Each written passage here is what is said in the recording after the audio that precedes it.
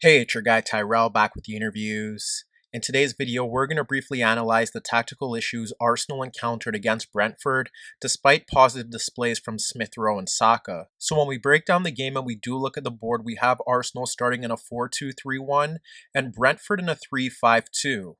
So what you ended up seeing from Arsenal without the ball was that they were looking to press higher up the pitch in the earlier stages, and due to the system clash, this was straightforward for Arsenal. They had Balogun, Pepe, and Martinelli closing down the center backs, and then they had Smith Rowe sitting on Norgaard. That leaves Lokonga and Xhaka against the two attacking midfielders, and then Chambers and Tierney were tasked with pushing forward to close down the wingbacks. That was a fairly successful approach from Arsenal, and the only real threat that Brentford did cause Arsenal from open play was Tony's ability to win aerial duels over Ben White, and that's where you would see a strike partner looking to peel off Marty to break in behind on a consistent basis. Meanwhile, on the opposite side of the pitch, Arsenal encountered a similar predicament against a Brentford press. Brentford had the strikers closing down the center backs, the wing backs were pushing higher to close down the full backs, and then in the midfield zone, it technically should have been the shuttlers closing down Lokonga and Xhaka, and Norgaard tracking the movement of Smith Rowe, who was drifting laterally, looking to receive the ball in pocket of spaces. But what we ended up seeing was that if the wingbacks couldn't push forward due to the wide positioning of the Arsenal attacking players, specifically Pepe on the touchline, then what you'd end up seeing was that the left shuttler would push forward to close down Chambers, and then you'd see Norgaard being tasked to close down Lokonga and vice versa. If Onyeka pushed forward to close down Tierney, then Norgaard would be tasked of pushing forward to close down Xhaka unless one of the strikers dropped off deeper, or unless he had a shuttling partner shifting across laterally to close down his marker. However, while Arsenal did encounter some issues with that press, it was more about their attacking structure and the personnel on the field that did cause them issues. Because what you ended up seeing from Arsenal is what we've expected from Mikel Arteta's sides.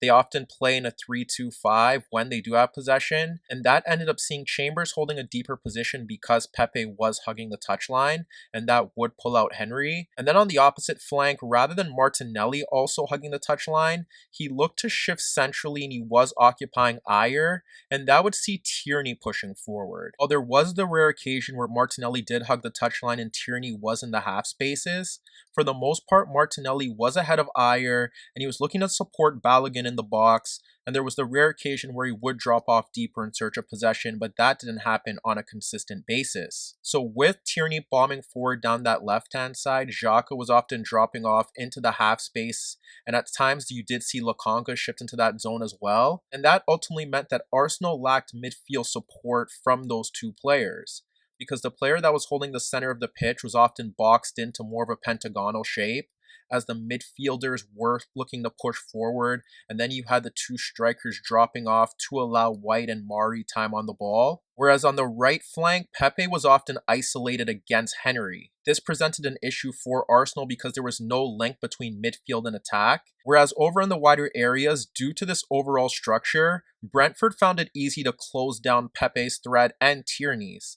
Because if Pepe did get on the ball, you would often see the shuttler shifting across to provide cover, and if he wasn't shifting across to provide cover, Pinnock wasn't occupied by any of Arsenal's attacking players, and they could simply shift Janssen towards Balogun, and then you would have 1v2s in that zone. There was a time where Chambers received the ball in an inside right position to pull out the Brentford striker, and he had Pepe checking into the ball ahead of Pinnock as he swapped positions with Smith Rowe.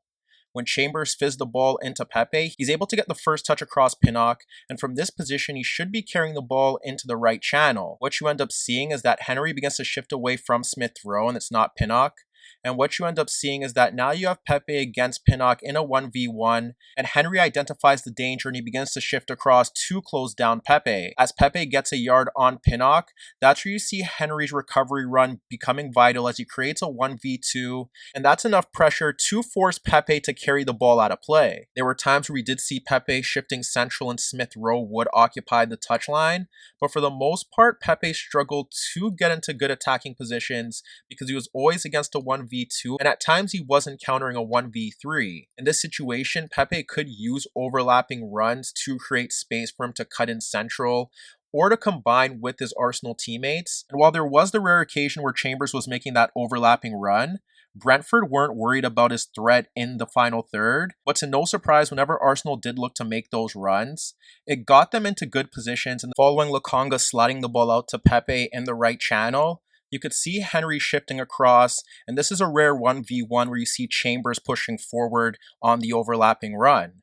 As Chambers makes that run, you could see Pinnock shifting across but not getting tight, and that's where Chambers receives the overlapping pass, and you could see Smith Rowe, Martinelli, and Saka in the box. What's key here is that Saka drags two Brentford defenders with him in that 6-yard area, and although he doesn't make contact with the ball, it creates space for Xhaka to break free at the back post, and you could see Sergi Canos not stepping tight towards him, and that results in Xhaka firing a first-time volleyed effort over the net when he should be at the very least hitting the target. If we look to another example, it's Smith Rowe ahead of Henry with Lokonga calling for the ball ahead of Janelt in right half space, and Chambers making an overlapping run just in behind Smith Rowe.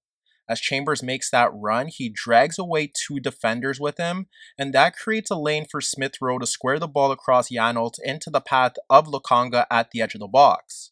Smith Rowe plays that pass, and when Lokonga receives the ball, that's when you end up seeing Smith Rowe running off the Brentford players into right half space, and now you're looking for a penetrative pass.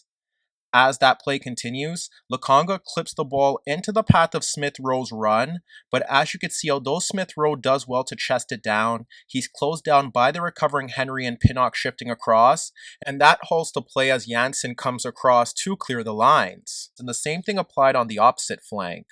On the left-hand side, Tierney was often closed down by two players and at times three, and because Martinelli wasn't making those overlapping runs, they ensured that Tierney couldn't get into 1v1s against Sergi Canos, and Lokonga was often dropping off into deeper positions to provide cover in case Arsenal were hit on the counterattack. But while Tierney was providing the threat down that left-hand side, even if Martinelli checked into the ball to try and play quick 1-2s, or made runs into the channel so Tierney could cut central, or create enough space to drag markers away with him so that Tierney could get the ball onto his crossing foot, that would be beneficial to Arteta's side. This is an example of Martinelli pulling the ball back to Xhaka and focus on his movement into left half space as Onyeka is pulled towards the ball.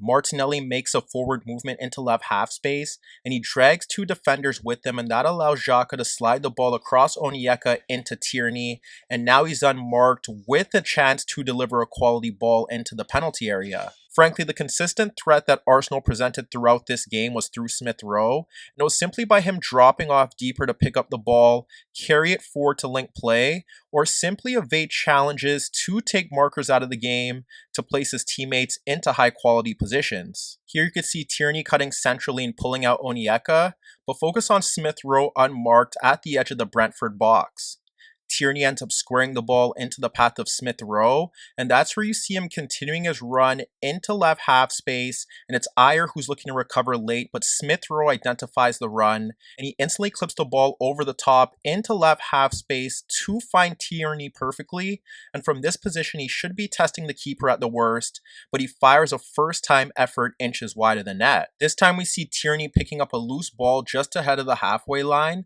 and he locates Smith Rowe checking into the ball just ahead of Norgaard. Tierney bypasses two Brentford players, and when the ball comes into Smith Rowe, he spins across Norgaard on the half turn, and that results in an Arsenal break. From this position, Smith Rowe could slide the ball into Balogun, who is peeling towards the left channel, but he opts to continue his run and carry it towards the center backs, and that's where you do place him in a position where he does have the opportunity to play a slide pass across Ayer for the striker, but he continues his run towards the box, and his second touch is a bit poor, and it forces him to poke a tame effort on goal that's pushed away. Here you can see Ben White on the ball ahead of the Brentford striker, but focus on Smith Rowe and pockets of space in between the midfield gap, and White looking to slide the ball out to Chambers. When Chambers receives the ball, he pulls out Henry, and that's where you continue to see Smith Rowe making his forward movement in between Onyeka and Janelt, and Chambers instantly looks to play the ball across Henry into the path of Pepe. When Pepe checks in, he instantly lays the ball off into the path of Chambers as Pinnock doesn't get tight, and that's where you see Smith Rowe making a run into that gap off Janelt just in between Pinnock and Janssen. Chambers' pass bypasses Janelt, and it places Smith Rowe in between the lines where he can play the ball across Janssen to place Balogun free on goal.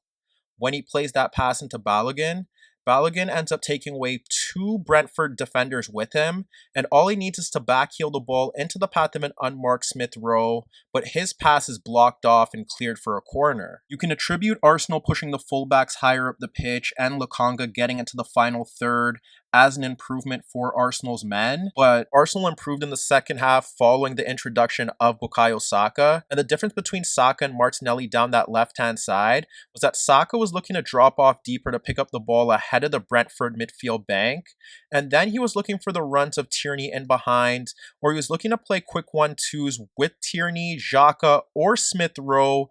to bypass markers, take them out of the game, and then run towards goal. Here you could see Tierney ahead of Sergi Canos, and he identifies Saka just ahead of Onyeka. Tierney squares the ball into the path of Saka. No one ends up applying pressure or stepping towards him, and that's where you can see Tierney running off the Brentford right back. Saka's free to turn, and he locates the run from Tierney into the left channel, and that's where he ends up splitting two Brentford players to play in Tierney down that side.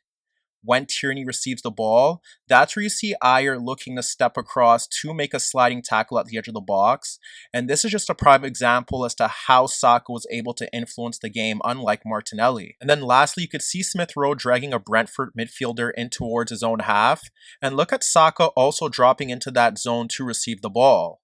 Smith Rowe notices it, and he looks to play a quick 1-2 around the marker